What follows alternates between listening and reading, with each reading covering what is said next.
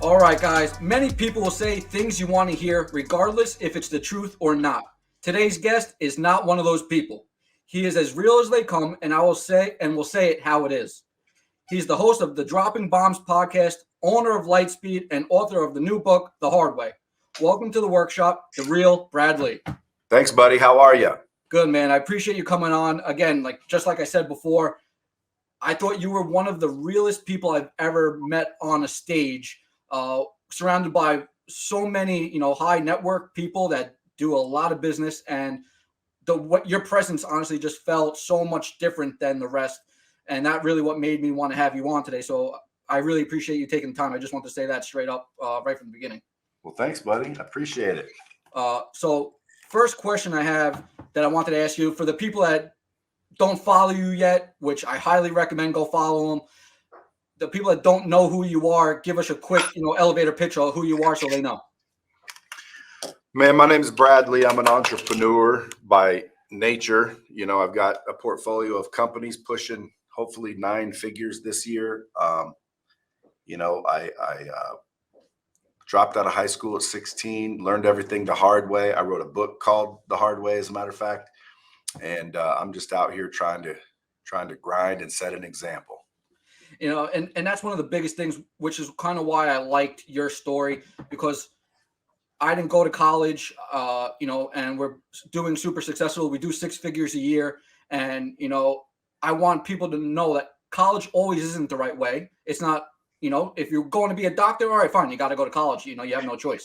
But a lot of people, they don't know what they want to do straight out of high school. And they go to college to make their parents proud, or because they think that that's the only way to become successful. Meanwhile, sometimes you go straight to work and you start making money from day one. By the time these people pay off their loans, pay off all the shit that they took to get to where they are, they're so far behind the 8 ball where college may not be the right move.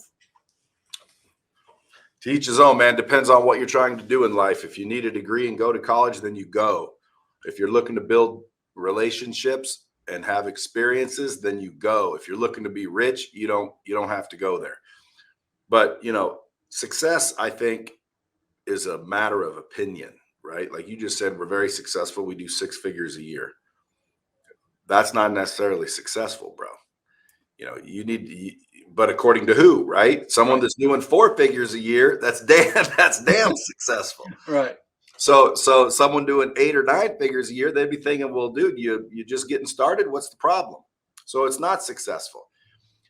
But my point is success, man. Everybody wants to know what's the key to success. And I'm like, it's not really a key. It's more of a combination, and everybody has their own. Right. You got to figure out what success looks like. If 6 figures to you, bro, is considered super successful, well then, good for you. If somebody thinks 6 figures is just getting started, which I'd recommend you think that you're not. I think it's definitely listen, I'm still super hungry. We're just getting started, but Yeah, you're a young man, bro. You got lots of time. Point being is, you got to figure out what your own idea of success is. And then go towards that and block out the noise. Quit listening to all this nonsense and bullshit and other people's opinions. Like, dude, don't worry about other people's opinions. Like, worry about your opinion. What do you want? What do you think? If people stopped worrying about what everybody else thought, their life would improve. No, I agree with that 100%. And I think a lot of people, especially around my age, early 30s, mid 30s, they're all caught up on that overnight success story. They see all these people promoting all these things on social media, and they're, oh, you got $10, you could be a millionaire tomorrow, and all these different things. And they get caught up in everything they see on social media, the big, fancy cars and all these things, and they lose sight of, the big picture. But going into it, I know you're big on sales, and I know you have you're huge into sales, but for people that are not that great in sales, do you believe that you have to be born with it to be able to be a good salesman, regardless if you're in real estate, you're selling perfume, or you're a server at a restaurant? Do you think you can learn how to sell, or do you think you really need that knack for it off the bat? Well, obviously you can learn to sell. I've taught thousands and thousands of people to sell. But what you really want to learn is how to close, influence, and persuade. Selling, that's not necessarily the ticket. The ticket is getting the ability to influence and persuade people. So when they're saying no, you can get them to say yes. Now, somebody I was actually reading the other day where they kept asking a lot of questions to get them to say yes a bunch of times, to then when the closing question came out, they were more tempted to say yes because they've been saying yes so many times. Yeah, What do you think of that? I don't buy into all that bullshit. It could be true. NLP, neuro linguistic programming, human behavior. Get them saying yes 3 or 4 times, then it's easier for them to say yes. Sometimes you want to get them to say no because it's easier to say no than it is yes. But if people say yes, they feel like commitment and mistake, and people are fearful of that. So you get them to say no, they have no problem saying no. So you just reverse the question to where a no is really what you're looking for. But with that being said, I mean, the only way to sell somebody anything is to raise the value of your product or service beyond the value of their money or whatever it is you're trying to get from them. Right. So that's the only way to do it. So if I walk in someplace and I buy something, well, I value what I purchased more than my money, or I wouldn't have given it. Make sense? So whether there's someone there, Yeah, there's absolutely. someone there building the value, or it's already has the value because I'm going to buy it. I've shown up at places, the salesman didn't sell me shit, dude. They just pointed out the one I wanted and packaged it up for me. But then there's people that, sold me on things, and they got me the information I needed to make a decision, right? And ultimately helped build the value of that particular product or service more than I have for my money. So that's the bottom line, man. Everybody wants to make it all rocket science. Get them to say yes 5 times. I don't know about all that. Just get them to value your product or service. How about that? How So about leading cut into the my bullshit? How about cut the bullshit? Like, people are tired of this freaking hard closing, salesy bullshit. How about just tell the truth? How about represent a product that you could stand behind? You know what I mean? How about get excited? How about get enthusiastic about what you're doing, who you're helping? How about listen to the answers customers are giving you? How about ask proper questions? How about identify and isolate objections so you can validate them, because you can't close an objection that isn't real. There's a right. lot of ways to learn to quote unquote sell, but dude, it's definitely learnable. Okay. So, I mean, you just rattled off in the matter of like 30 seconds so many key points in the whole package of what you need to do to get from start to, to finish. What would you say is the biggest trait and the most important somebody should work on if they're, say, I'm in real estate. So, say we're talking real estate related now. What is the biggest trait in sales, for example, they should have, that they should be focusing on learning that craft to really become successful? Well, you're saying 2 different things, dude. Trait or craft? Which one? You said what trait? I'll go with trait. Trait, empathy. Develop your empathy. Empathy is where you can put yourself in other people's position. You can feel what they feel. I think somebody with a lot of empathy makes for a better salesperson. And now, as Excellent. far as what skill can they learn to master? Again, the ability to listen and understand what people are really saying, the ability to build relationships. But when it comes to selling, if you want to make a lot of money, that boils down to meet a lot of people, right? The more hands you shake, the more money you make, period. Yep. A lot of salespeople, they don't follow up, they don't prospect. They don't ask for referrals. They don't listen to their customer. They don't know how to build value in their product or service. Very few of them even understand their own product or service. That's called product knowledge. So they don't have very good product knowledge. So they're not in a position of expertise. People want experts, man. Yeah. So they're not an expert, which is, an average salesperson. They don't become an expert at their product or service, nor the expert at the other products and services that compete with yours. You want to be an expert in your industry. People want to buy from from trusted individuals.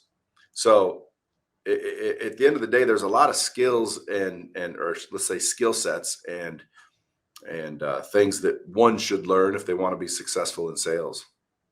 Yeah, I mean, honestly, I never really thought about it the way you just kind of put it, in so many different avenues. Like, it's not a one-way street. There's so many different streets that kind of come to one point, and it really opens up your eyes when you're in sales that there's so many things that you kind of got to do correctly, because every person, every deal is always going to be different, and you never know what street you kind of got to take to get to that person. So that, Yeah, but that's not true. It's the same street, bro. yeah, Yep. The first step in any sale is preparation. Okay. You want to get yourself prepared, your confidence level, your product knowledge. What are you doing when you're not with a customer is very important, right? So that's the beginning. Most people say the beginning is the introduction. It's not, it's preparation. Second is the introduction. Who are you meeting? What are you saying when you're meeting them? What do you look like? Are you prepared? If you're prepared, the introduction goes better. If the introduction goes better, the fact finding or the conversation goes better.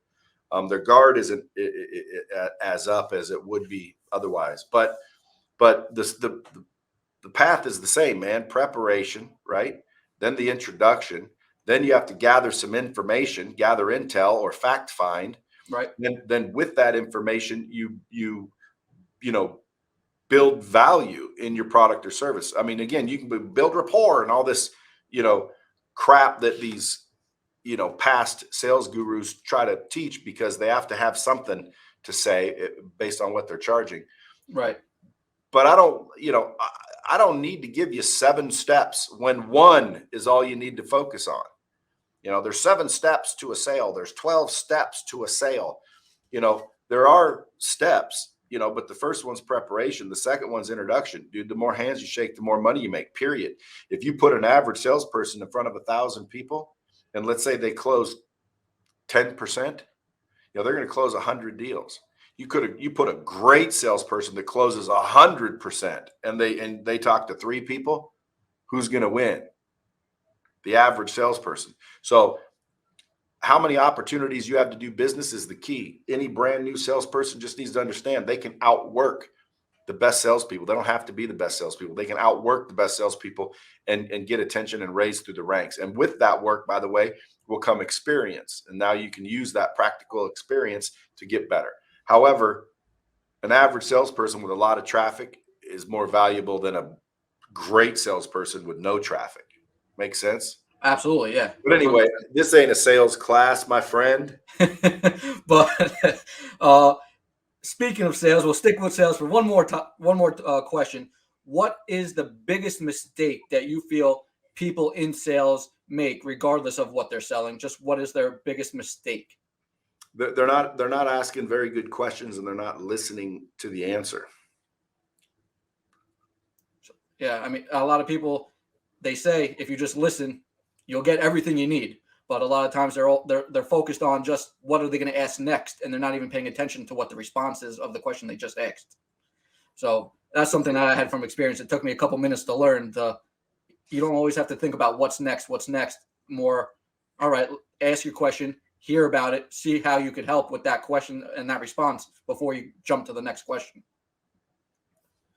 Well, again, the biggest mistake is they're not asking pertinent, quality questions, and they're not listening to the answers they're given. Like, someone could walk into a car and the salesman just starts talking about the car, and they don't even know who the car is for. Why are they buying a car? Why are they buying that car is pretty important, wouldn't you say? Absolutely. You walk into a car lot and say, "Hey, I want to see this new car." People will be like, "Oh yeah, it's fabulous. Let me show it to you. Oh yeah, it's got this, it's got that, it's got this." That's just talking, man. That's not intelligent. What's intelligent is, okay, well, tell me a little bit about, why are you buying the car? Who's the car for? Better questions. And then if you listen to the answers, those answers will give you how to build the value during that little step or that little phase. Now you can build the value because you understand who they are, what they value, why they're buying it, what they need, what they want. Sometimes those are 2 different things. And, you can do your job better. No, that's awesome. So true. Now, stepping away from the sales now because everybody in real estate, we're all hearing, oh, the Metaverse and NFTs are going berserko, and everyone's saying they just were going to raffle off something in Tampa as the first, real estate project that's going to be auctioned off. Where do you feel the market is going? Do you think that's ever going to take over like the real life market, and everyone's going to be focusing on all these pictures and items that they're buying in La La Land? I don't think so. I don't believe so, because you take off the goggles and you're in a real world now. So you're never going to take over the real world. Do you think the hype is just a hype right now of what it can be, or do you think it's really going to be something of the future? Well, it already is. I mean, it's here. It's not of the future. Shit's here right now, man. Well, I'm saying, like, is it going to grow? Do I think it'll be bigger? Yes, Yeah. It'll get bigger. Do I think there's massive opportunity? Absolutely, massive opportunity. I mean, NFTs are just getting started. NFT just simply means a smart contract on the blockchain, which means it's trackable. It's 100%. It's a ledger that can't be messed with. So it's real easy to create an NFT. The question is what comes with that NFT? What utility does the NFT have? I don't believe, just pictures are gonna remain as popular as they are. I think that's what kicked it off. Once people realize they can attach physical things to it, special access, VIP experiences, if you own an NFT, and now that we know we can track the lineage and ownership of an NFT like nobody's business. You can sell it, resell it. The person that doesn't mind, because now they're getting a piece for life. I think it's going to be way bigger than it is in the future. Metaverse, dude, the Metaverse has been around a long time. You ever play Call of Duty? Yep. That's a Metaverse. All those video games. My kids play Roblox, I think it's called. Dude, it's a game. Every kid they know is in that game all damn day long, talking to each other and running around that world. Well, that's a Metaverse. So metaverses have been around, man. It's nothing new. Now, once they start building bigger and better metaverses, well then, more people will be in there. Now, is the real estate in there valuable? Well, absolutely. If I've got 30 million people walking by a building in a particular metaverse, if I own that building and I can put up a name, put up a brand, flash something for sale, put up a phone number, 30 million people see that freaking building. Even though it's a digital building, it's still a building where 30 million people are walking by it, and all the maps and all the bullshit, the metaverse. Right. Is there value to that? Well, of course there's value to that, dude. Yeah. So, hey, if you can go by the Empire State Building, is there value to that? Well, why is there value? Because it's a building? No, because people can be in it. People can use it. The utility is what's valuable. The visual, aspect of the building. I've got signage. I could rent out offices like it's a real building. Well, digitally, you can't necessarily rent it the same way, but it is still valuable because of eyeballs. And that's the same thing as like shaking hands. The more hands you're shaking, the more eyeballs that see you. It's just more potential business. Yeah. So let's say I want to do a rock star conference. All the big players are going to be there. Well, the only place we're doing it is in the metaverse, whatever one I pick. And you got to go to a certain building, and it's $29 a ticket, and 30 million people can fit in that building. You know what I mean? Yeah. And meet each other and talk to each other. Like, what's the difference? The difference is one's physical, one's digital. Do I think it's real? Absolutely. Do I think it's here to stay? Oh, dude, it's embryonic right now.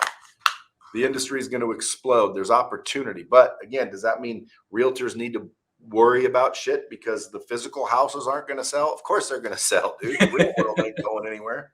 No, 100%. You're never going to get away from the physical person, because everyone's always going to want that hands-on experience. I think regardless of what people can see through a goggle. That's right, Josh. So speaking of like the metaverse and everything like that, there's also a lot of talks of I was just in Tampa, and they're building up all these like pretty much boxed houses. They're coming in, they're just dropping them on a lot, and they're able to sell them and do construction in a quarter of the time of what they're doing here on Long Island, for example. So what do you think of the prefab market, companies like Boxable? Do you think that'll ever affect the industry of real estate, or do you think everyone's always going to want that custom build and the whole box is just never going to really work out? Well, again, you still need property, so that ain't going anywhere. But if someone can go erect a beautiful home in 6 days versus me spending 2 years to build my home, what do you think? Yeah, much easier. Well, there's your answer. You think it'll actually end up you think, like you said, land is always going to be the number one thing because there's no more of it. It's whatever's here. So do you ever think that the box house will ever take forward the precedence of building your own design? Well, depends on how elaborate the box houses get, dude. And it depends on the customer's needs. Everybody doesn't need a brick and mortar house with wood and insulation and all this stuff. If someone can just pop up look at trailer parks, dude. They're filled with trailers. People live in those son of a bitches. Do you think they're ever going to take over homes? Trailers? No.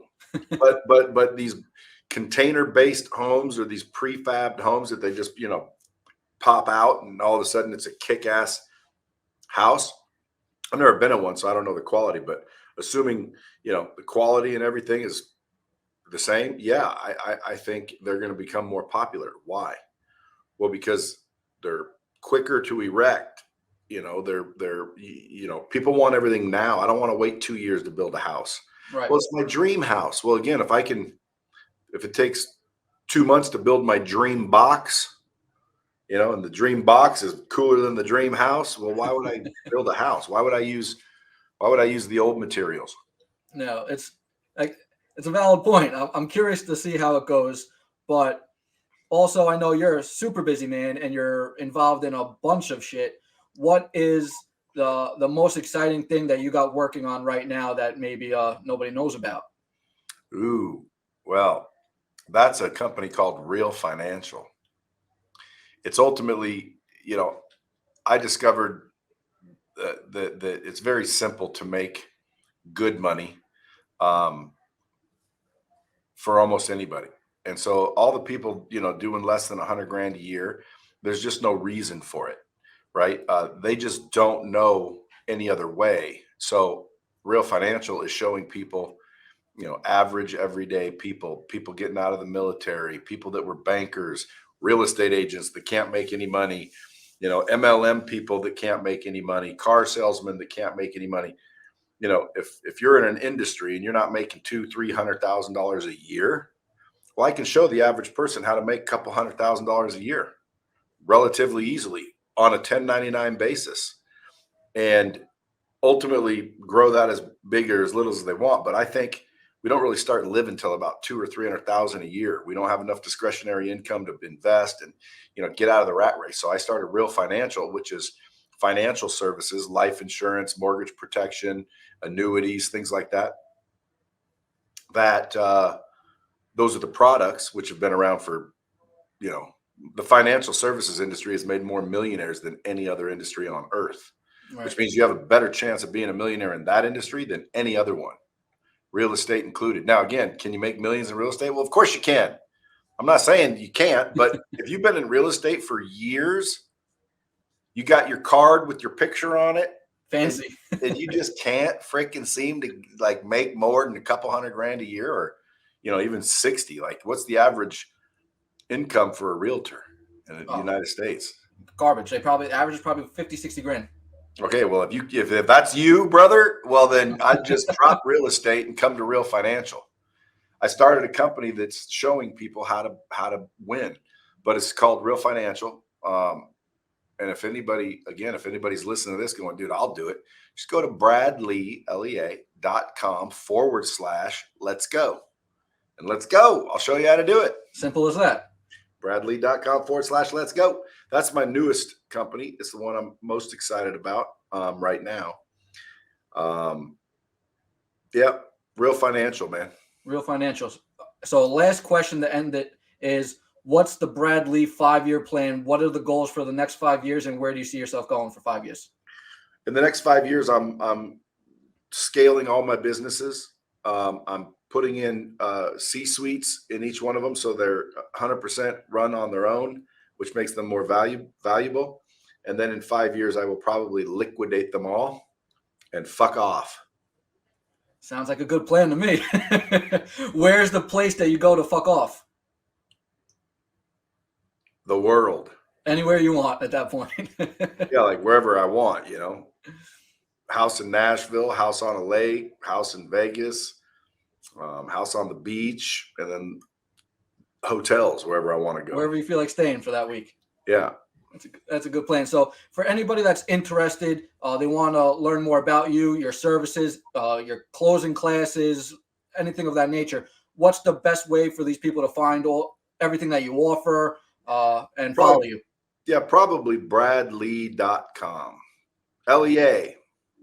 Bradlea.com. And if they don't follow you already, everybody follow him. Instagram. At the real Brad Lea.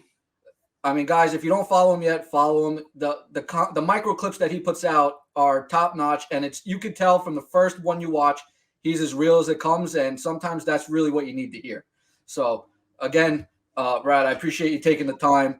I know you're super busy, so I appreciate it. I can't say enough about you. I really look up to all the things that you say and how real you are. So I thank you. That's really all I got. I really thank you.